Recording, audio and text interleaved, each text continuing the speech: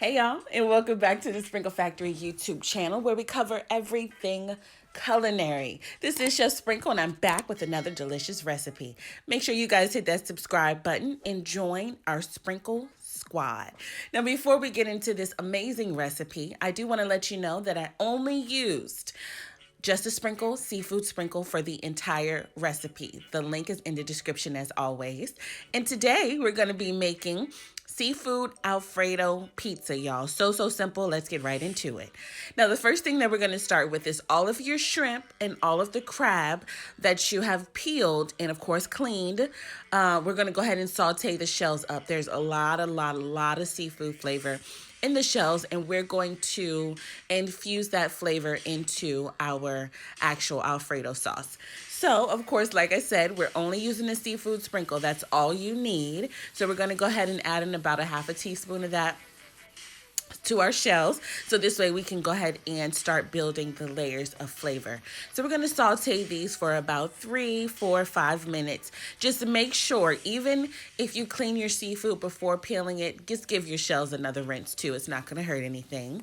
And the next thing that we're going to come in with is going to be some heavy whipping cream. So we're going to start with 2 cups of the heavy whipping cream. We're going to allow this to steep and pull all of that flavor out of those shells. It's going to be so undeniably delicious, y'all. So go ahead and bring this up to a boil. It is a little bit of cream, so it's not going to take that much time, and then we'll be back once it comes to a boil. As you guys see, super simple. Once it comes to a boil, the next thing that we want to do is we want to strain the shells. Of course, we're not going to eat those. Those don't need to be anywhere near your pizza, but we're going to go ahead and strain the shells in the same pan, you guys, because we're going to build everything up flavor-wise in the same pot here. I love a one-pot situation.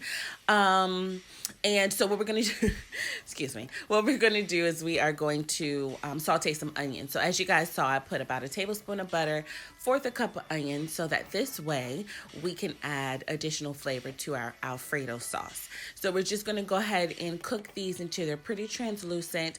We're going to add some garlic, y'all. Fresh garlic, of course, would be much better, but sometimes you just don't have the time for it.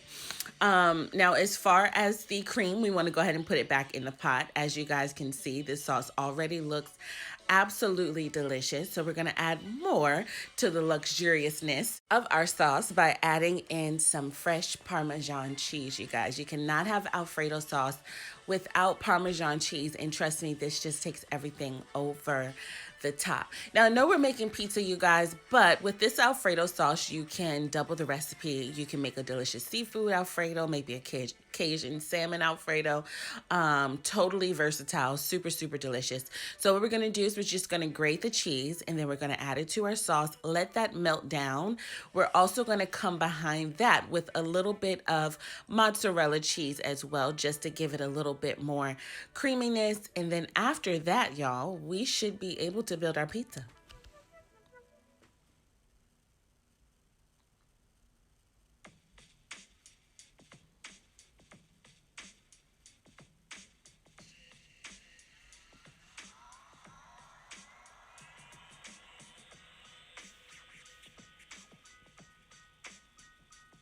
Now with this step, as you know, when you add in cheese, it does thicken the sauce. So if you feel like you want your sauce to be a little looser, by all means add, enough cream to your liking. Don't forget, we're going to come in here with the mozzarella cheese as well, which is also going to thicken it up. And you guys will see what I mean by that in just a second.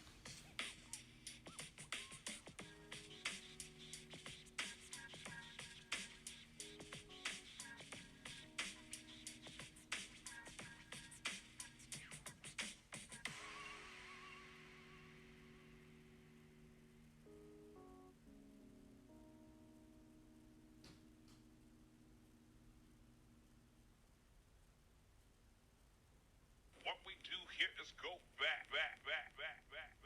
Just like that. Now, it's very important at that point, go ahead and take your sauce off the stove. So before putting it on the pizza, we want to make sure that it is fully cooled.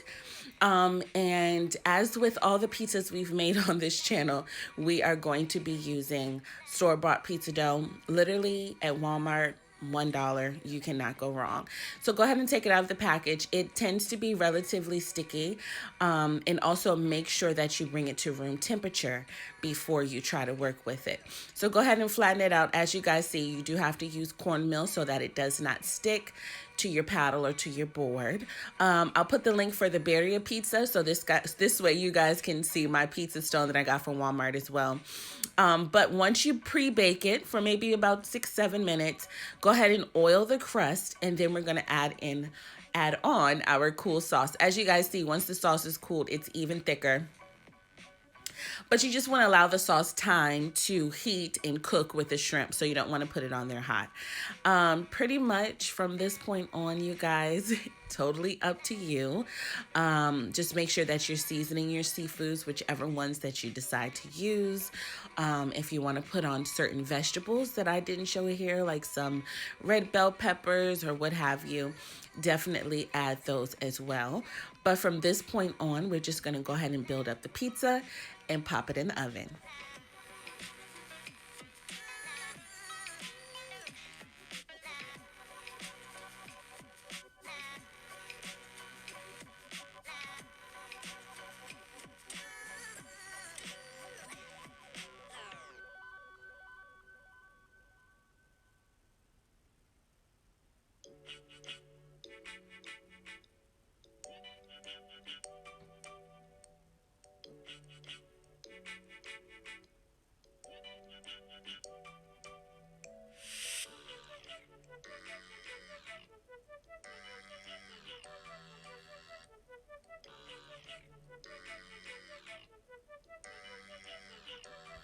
All right, now as you guys see, I put some shrimp at the bottom and I'm gonna put some cheese on top, kind of making 2 layers of seafood.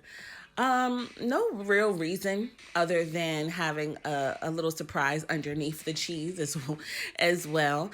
But you know, that's totally up to you. Even if you wanted to put cheese on the bottom and then put shrimp on top, whatever you want to do. Like I said, there's no right or wrong way to do this. Whatever you put into your pizza is what you'll get out of it. And I'm sure you're going to put a lot of love, and it's going to be super, super delicious. So don't get nervous. This is your canvas. This is when you create and you're the artist. So do your thing. It's no right or wrong, you guys. And trust me, it's going to come out super delicious. On the top, I just hit it with a little bit more of the seafood sprinkle just to make sure everything is nice and flavorful. And we pop it in the oven. You can use a pizza stone, you can use a cookie sheet, what have you. 20 to 25 minutes, you guys. Even if you wanted a little bit more browner, like I said, this is your dish, so leaving it a little bit longer, you know, to your liking. But in true Sprinkle Factory fashion, before I let y'all go, of course, I have to slow it down with a slow-mo.